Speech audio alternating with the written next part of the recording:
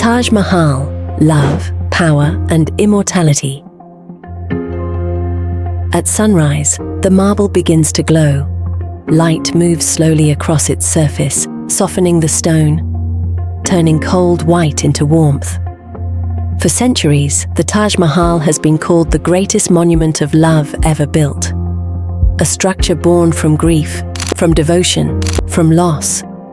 But behind the poetry, behind the symmetry, lies a deeper question. Is the Taj Mahal truly a monument to love? Or is it a monument to power, powerful enough to make love immortal? A rich empire and a powerful ruler.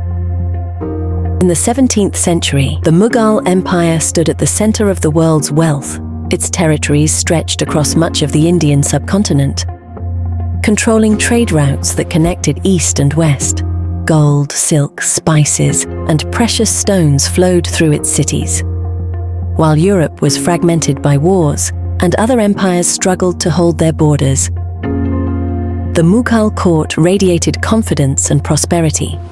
Architecture in this world was not decoration, it was authority made visible. Emperor Shah Jahan ruled at the height of this power.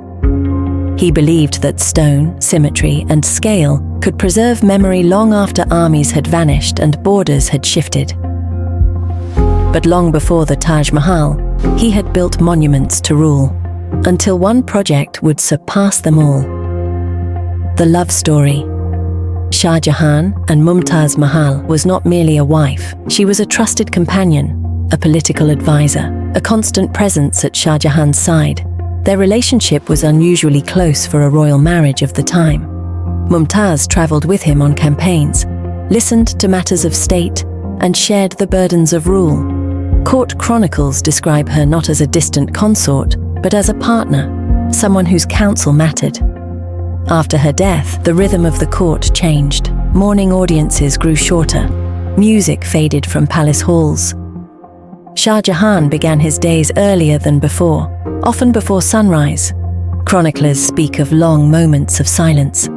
The emperor seated alone, not listening to advisors, but to memory. Mumtaz had once been present in these hours. She had shared the quiet pauses between decisions, the weight behind each command. Her absence was not abstract. It was daily, felt in routine, felt in stillness. In 1631, during the birth of their 14th child, Mumtaz Mahal died. The loss was sudden, overwhelming. Accounts describe an emperor withdrawn from the world, his hair turning grey within months, his public appearances growing rare. Shah Jahan did not simply mourn, he sought continuity. If time could take her away, stone would bring her back. And from that grief, a decision was born. Why build it? Love, power, memory. The Taj Mahal would be her tomb, a promise carved into marble, a declaration of eternal love. But it would also be something else, a demonstration of imperial power, of wealth beyond measure. Architecture has always shaped memory, and the Taj Mahal was designed not only to remember Mumtaz, but to define how she would be remembered. Love may have inspired the monument, but power made it possible. Building a world wonder, construction began in 1632 and continued for more than 20 years. Each morning before the heat became unbearable, thousands of workers gathered at the site. Stonecutters shaped marble blocks by hand, their tools striking rhythmically hour after hour. Calligraphers carved verses from the Quran, carefully enlarging each letter toward the top so the inscriptions would appear perfectly uniform when viewed from below. Precision was not aesthetic. It was necessity. Mistakes were costly. Marble could not be reshaped easily. Supervisors moved constantly between teams, checking alignment,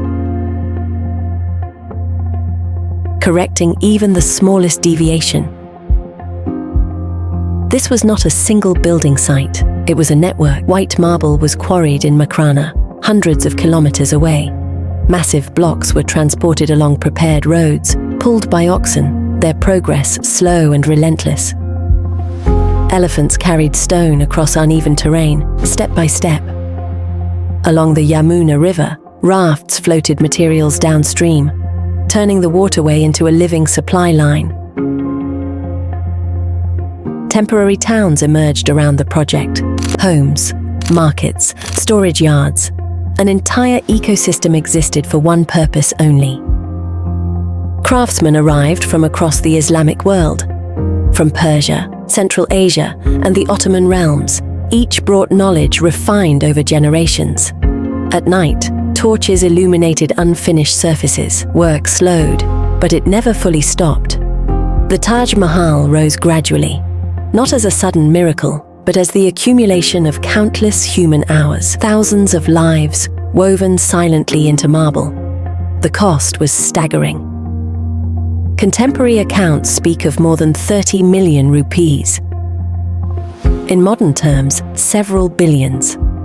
Not merely an act of devotion, but one of the most ambitious construction efforts of its age.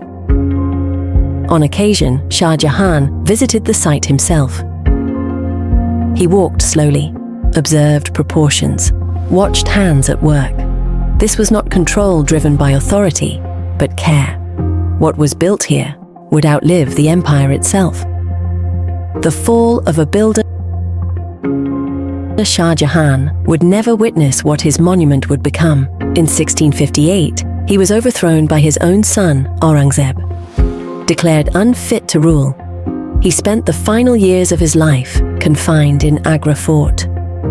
From a small window, legend says he could see the Taj Mahal shimmering in the distance, a monument completed as its creator was imprisoned. Gardens, symbolism, and paradise. The Taj Mahal was never meant to stand alone. It was designed as the center of a carefully ordered universe. Its gardens follow the Charbagh principle, a four-part layout symbolizing paradise in Islamic tradition. Flowing water represented purity and life. Symmetry reflected divine order. Water channels cooled the air, mirrored the sky, and softened sound. Movement through the garden was meant to slow the body and quiet the mind.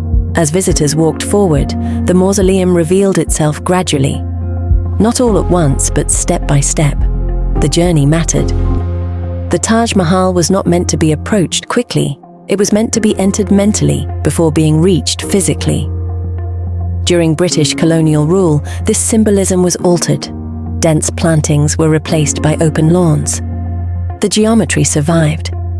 The original vision of paradise was simplified and partially lost.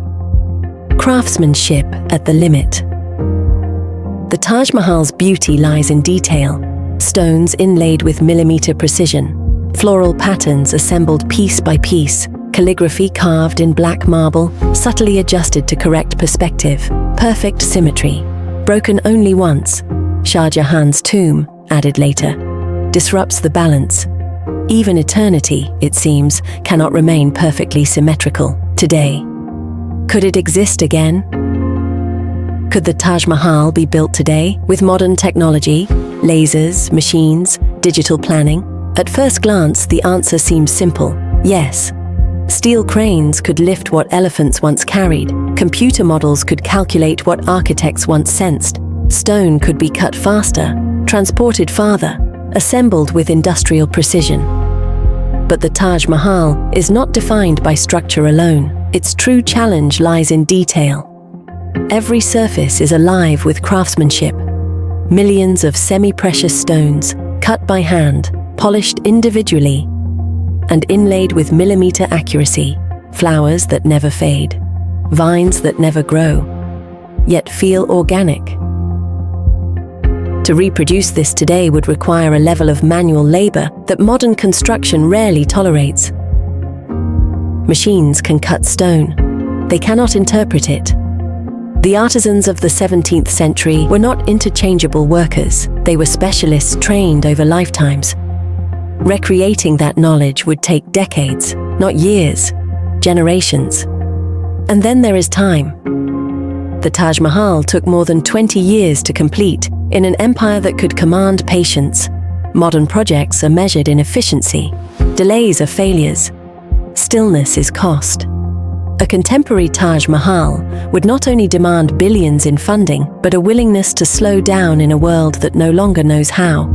Every carved flower would raise questions. Why not simplify? Why not automate? Why not compromise? Yet compromise is exactly what the Taj Mahal never accepted. Even with unlimited resources, its true price today would not be financial. It would be cultural, the willingness to value meaning over speed, permanence over productivity, beauty over efficiency.